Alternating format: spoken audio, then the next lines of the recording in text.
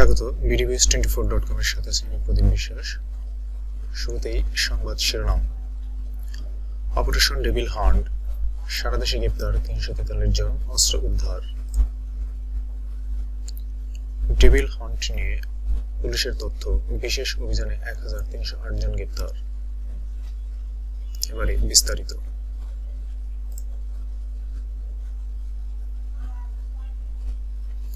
যৌথ বাহিনীর বিশেষ অভিযান অপারেশন ডেভিল হান্টে আরো 343 জনকে গ্রেপ্তার করা হয়েছে। গত 24 ঘন্টায় গতকাল রোববার বিকেল থেকে সোমবার বিকেল তাদের গ্রেপ্তার করা হয়। এ সময় একটি বিদেশি পিস্তল, 2টি ম্যাগাজিন ও 11টি গুলিসহ বিভিন্ন ধরনের অস্ত্র উদ্ধার করা হয়েছে। একই সময়ে বিশেষ অভিযানের বাইরে বিভিন্ন মামলার গ্রেপ্তারি পরোয়ানাভুক্ত 1178 জনকে গ্রেপ্তার করা হয়েছে। আজ সোমবার বিকেলে পুলিশ সদর দপ্তর থেকে এসব তথ্য জানানো হয়। এর আগে আজ দুপুরে রাজশাহী জেলা প্রশাসক কার্যালয়ে সার্বিক আইন শৃঙ্খলা সংক্রান্ত এক মত বিনিময় সভায় যোগ দেন স্বরাষ্ট্র উপদেষ্টা লেফটেন্যান্ট জেনারেল অবসরপ্রাপ্ত মোহাম্মদ জাহাঙ্গীর আলম চৌধুরী। তিনি বলেছেন, ডেভিল মুক্ত না হওয়া পর্যন্ত অপারেশন ডেভিল হান্ট চলবে। স্বরাষ্ট্র উপদেষ্টা বলেন, এই অপারেশনটা চলবে ততদিন পর্যন্ত যতদিন পর্যন্ত ডেভিল এখান থেকে মুক্ত না হবে।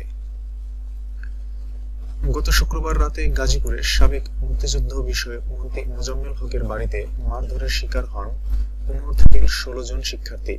বৈষম্য বিরোধী ছাত্র আন্দোলনের নেতারা বলেছেন, শিক্ষার্থীরা ওই রাতে ডাকাতির খবর পেয়ে তা প্রতিহত করতে সেখানে গিয়েছিলেন, তখন তাদের মারধর করা হয়। গত শনিবার স্বরাষ্ট্র মন্ত্রণালয়ের জনসংযোগ বিভাগ থেকে পাঠানো বিজ্ঞপ্তিতে জানানো হয়, যৌথ বাহিনী দেশ জুড়ে অপারেশন ডেভিল হান্ট শুরু করেছে। গাজীপুরে ছাত্র জনতার উপর সন্ত্রাসী আক্রমণের ঘটনায় স্বরাষ্ট্র মন্ত্রণালয় আইন শৃঙ্খলা রক্ষাকারী বাহিনীগুলোর সমন্বয়ে এক সভায় এই অভিযান পরিচালনার সিদ্ধান্ত হয়। পুলিশ সদর দপ্তর থেকে গতকাল রোববার জানানো হয়, অপারেশন ডেভিল হান্ট শুরুর পর গত শনিবার রাত থেকে গতকাল বিকেল পর্যন্ত 1308 জনকে গ্রেপ্তার করা হয়েছে। এর মধ্যে রাজধানী থেকে 274 জন এবং গাজীপুর মহানগর ও জেলা থেকে 65 জনকে গ্রেপ্তার করা হয়। বাকিরা বিভিন্ন জেলার থেকে গ্রেপ্তার হন। ডেভিল হান্ট নিয়ে পুলিশের তথ্য, বিশেষ অভিযানে 1308 জন গ্রেপ্তার।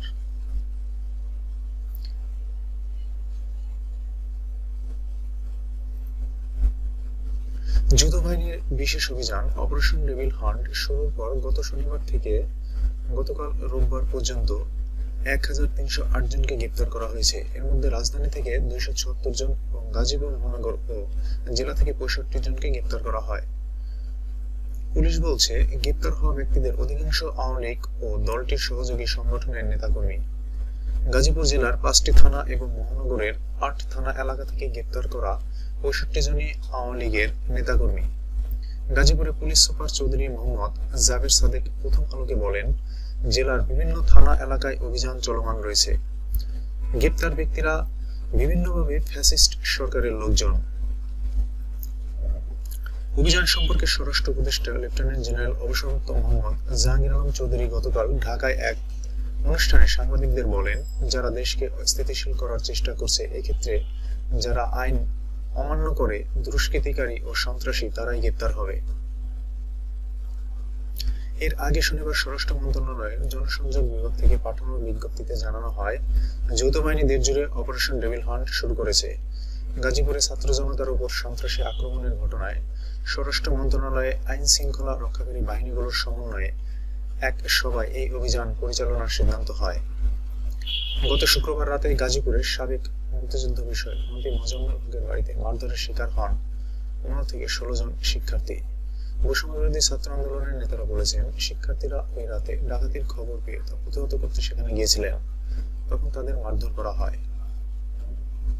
বিভিন্ন জেলায় অভিযান শুরুর পর বিভিন্ন জেলায় আওয়ামী লীগ ও সহযোগী সংগঠনের নেতাকর্মীদের গ্রেপ্তারের খবর পাওয়া যায়। শনিবার মধ্যরাত থেকে গতকাল বিকেল পর্যন্ত কুষ্টিয়ার বিভিন্ন স্থানে 13 জনকে গ্রেপ্তার করার কথা জানিয়েছে পুলিশ। কুষ্টিয়ায় অতিরিক্ত পুলিশ সুপার ফয়সাল মাহমুদ প্রথম আলোকে বলেন, আটক ব্যক্তিদের পুরনো ও নতুন মামলায় গ্রেপ্তার দেখানো হয়েছে। রাজশাহীতে 4 জনকে গ্রেপ্তারের কথা জানিয়েছে পুলিশ। তারা হলেন তানোয়ারের কলমা ইউনিয়ন আওয়ামী লীগ 1 নম্বর ওয়ার্ড সভাপতি আব্দুল হামিদ, একই উপজেলায় সরঞ্জাই ইউনিয়নের যুবলীগের 1 নম্বর ওয়ার্ডের সভাপতি সজীব আলী, মোহনপুরের রায়ঘাটি ইউনিয়ন ছাত্রলীগের একটি ওয়ার্ডের সভাপতি আতিকুর রহমান এবং পুটিয়ার আম ঘোষপাড়ার আওয়ামী লীগ কর্মী জহিরুল ইসলাম। রাজশাহী জেলা পুলিশের মুখপাত্র ও অতিরিক্ত জেলা পুলিশ সুপার মোহাম্মদ রফিকুল আলম বলেন, নিয়মিত অভিযানের অংশ হিসেবে তাদের গ্রেপ্তার করা হয়েছে। তাদের মামলায় গ্রেপ্তার দেখিয়ে আদালতে সোপর্দ করা হয়েছে। নোয়াখালীর হাতিয়ায় শনিবার যৌথ বাহিনী 4 জনকে গ্রেপ্তার করেছে। তারা বলেন, চর ঈশ্বর ইউনিয়ন পরিষদের চেয়ারম্যান ও ইউনিয়ন আওয়ামী লীগের সভাপতি আলাউদ্দিন আজাদ, ইউনিয়ন আওয়ামী লীগের সদস্য সিরাজুল ইসলাম ওরফে রাকসান, আব্দুল মাজেদ ওরফে পলাশ ও আব্দুল জাহের। দেশব্যাপী অভিযান ঘোষণার পর শনিবার রাতে খাগড়াছড়ির গুইমারা উপজেলায় অভিযান চালিয়ে ছাত্রলীগের 4 নেতাকর্মীকে আটক করা হয়েছে। তারা হলেন সোহাগ মিয়া, মোহাম্মদ সেলিম, আব্দুর রহিম ও মোহাম্মদ আজিজুল। সোহাগ বরপিলাক ওয়ার্ড ছাত্রলীগের সভাপতি। যৌথ বাহিনীর অভিযানে রাঙামাটি শহর থেকে গতকাল 3 আওয়ামী লীগ নেতাকে গ্রেপ্তার করা হয়েছে।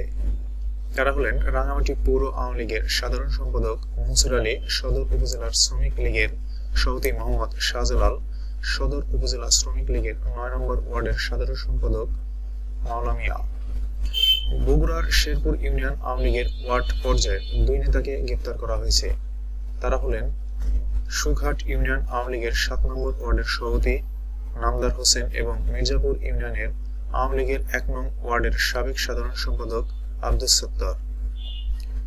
শেরপুর থানার ভারপ্রাপ্ত কর্মকর্তা শফিকুল ইসলাম প্রথম আলোকে বলেন, বৈষম্য বিরোধী ছাত্র আন্দোলনের কর্মসূচিতে বিস্ফোরণ ঘটিয়ে হামলার অভিযোগে আছে 2 জনের বিরুদ্ধে। তদন্তেও তাদের সংশ্লিষ্টতা পাওয়া গেছে। এই মামলায় তাদের গ্রেপ্তার দেখানো হয়েছে।